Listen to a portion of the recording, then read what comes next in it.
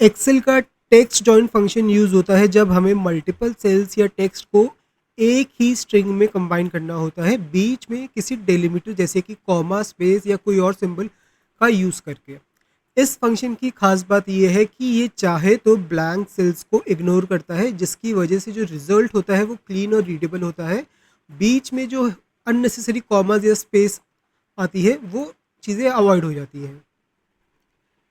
Text join function उन situations में बहुत यूज़फुल होता है जब हमें किसी कॉलम से लिस्ट बनानी हो, या नाम या फिर एड्रेस या किसी भी टेक्स्ट डेटा को सिंगल लाइन में मर्ज करना हो बिना कॉन्काटिनेट या फिर एम परसेंट जो ऑपरेटर है उसका यूज़ किए। ये फंक्शन कॉम्प्लेक्स फॉर्मूलाज की जगह एक सिंपल और स्मार्ट सोल्यूशन देता है।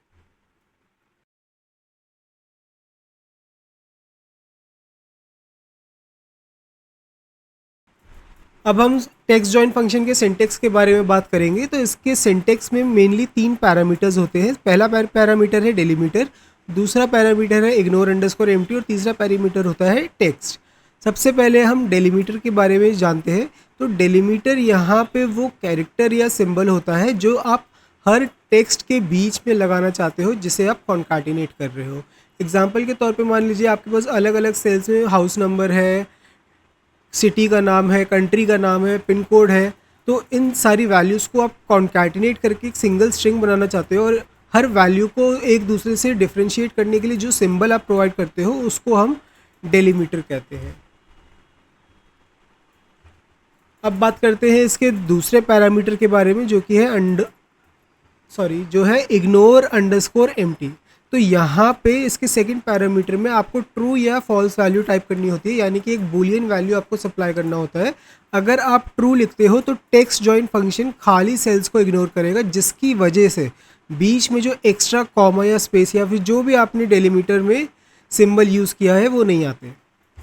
अगर आप फॉल्स लिखते हो तो वो खाली सेल्स के लिए भी डेलीमीटर को ऐड करेगा।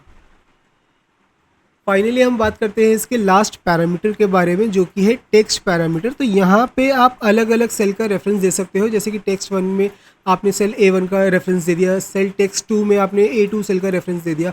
तो आप इसके अंदर n नंबर ऑफ सेल्स को मेंशन कर सकते हो, और बेसिकली ये वो सेल्स या फिर वैल्यूज़ होती हैं जिनको आप ज्वाइन करना चाहते हो।